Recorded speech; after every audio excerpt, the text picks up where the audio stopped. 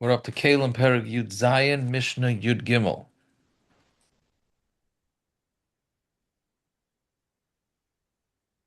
Yeah, so it says. Now we're back to Kabbalah's Tumah. We took it. We had a tangent for different things that become different size measurements, and now we're back uh, to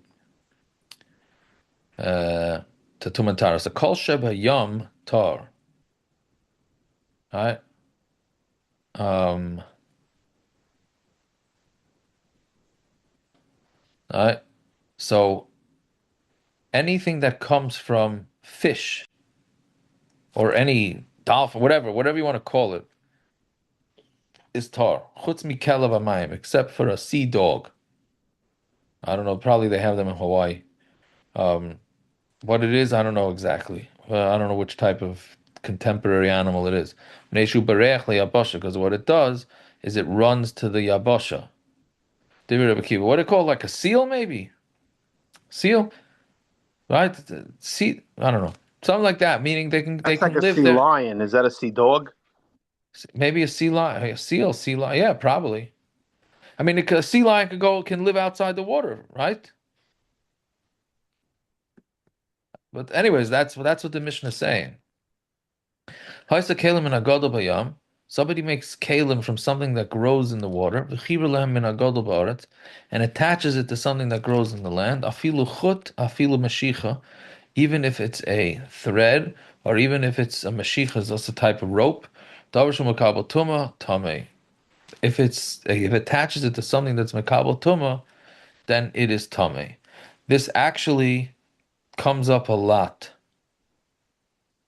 Um, you're gonna think, what kind of craziness does it come up? It comes up a lot in if our is polyester clothing makabel tuma. Obviously, it has to do with neither, right?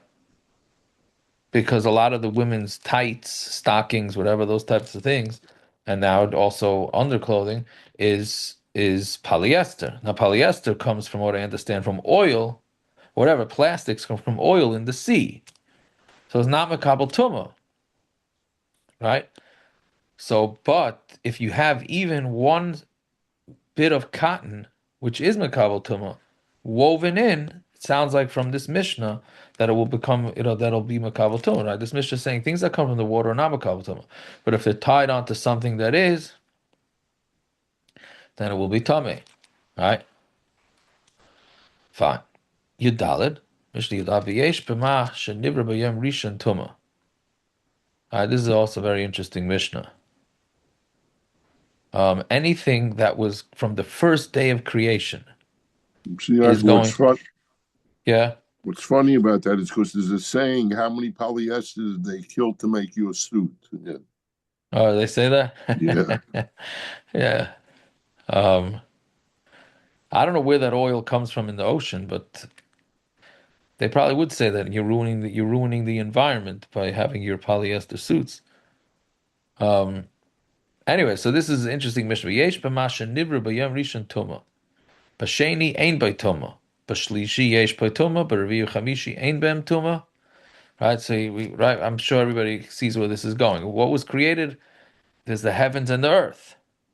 So anything made from earthenware, right? Um, is saying that it can become tummy, right?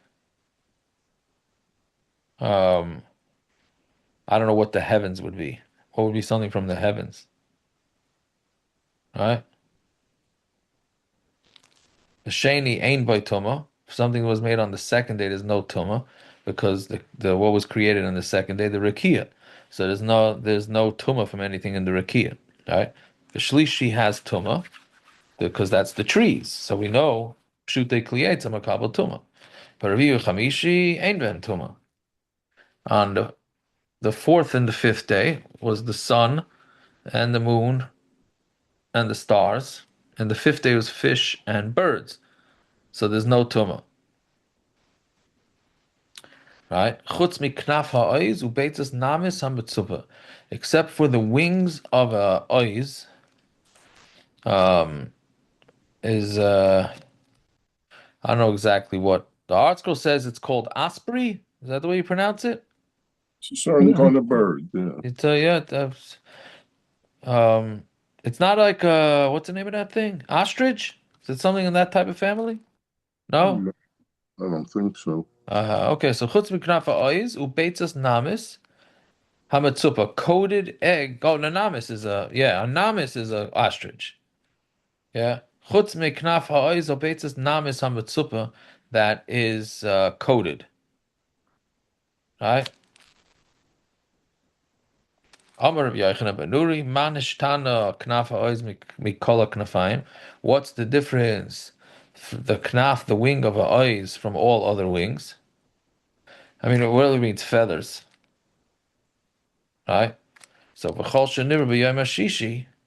I said, oh, whatever. That's the meaning. I'm sorry. That's the end of that. He has a Rav Yochanan ben Nuri disagrees. He said, what's the difference between one wing and another wing, right? The only reason why I mentioned knafa oiz is because that was seemed to be a very common thing to make utensils out of. Right? But he means all birds. And anything that was created Yom Hashishi, that's Tomei, because that's humans and animals. Right? Meaning if you make anything out of the skin or the bones, then it is Makabal Tuma. If you have to have a rock, all the rocks are created, right? Right. So but if you made it into a kli, it's still not a kambatuba. You have a cup made out of a rock or a bowl. Right. Is it makabatuma if you made it into a kli, a rock? Um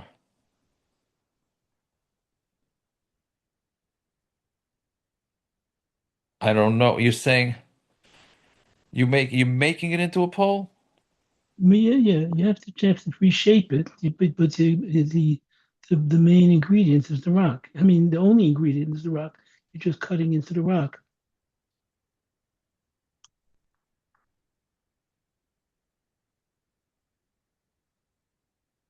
I don't know. Not sure.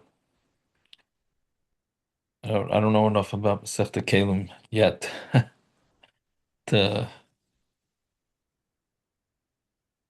yeah. Okay. Let's see Shari Tshuva.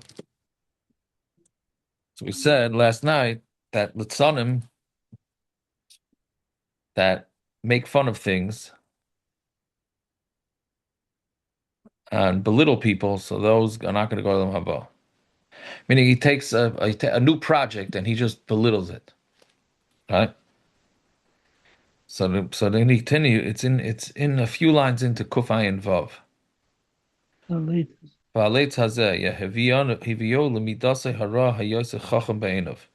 What caused this guy to be a letz? Right? Is and this is mamash, not that Rabbi Yoina needs our backup. Right?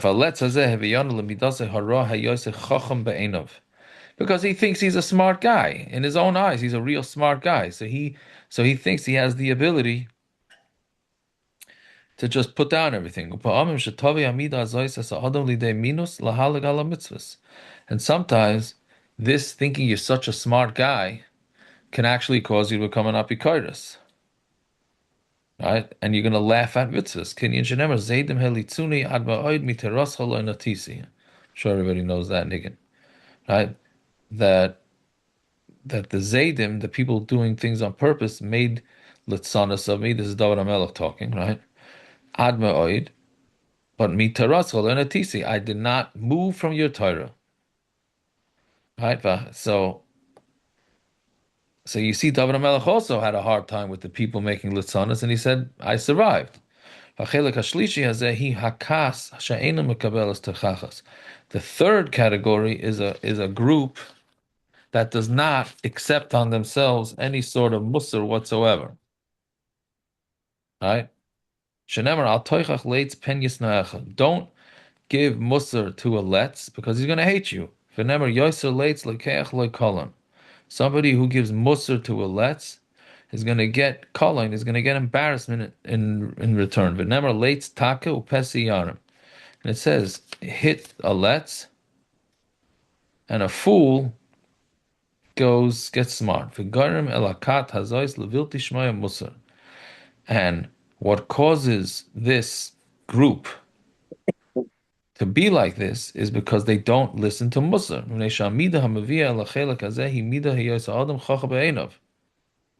Right? And the reason they don't listen to Musar is because they think they're so smart. And this bad midah of thinking that they're so smart causes them to totally reject anybody else because they think they're so smart. And it actually is a midah that has no hope for surviving. Did you see a man who's smart in his own eyes? There is more hope for a fool than for this guy. Because and you see that all the time, right? You see the Maisa, you see it all the time. You see these guys, they think they're so smart, they don't take advice or from anybody on anything from anybody, and there's nobody home to even talk to, right?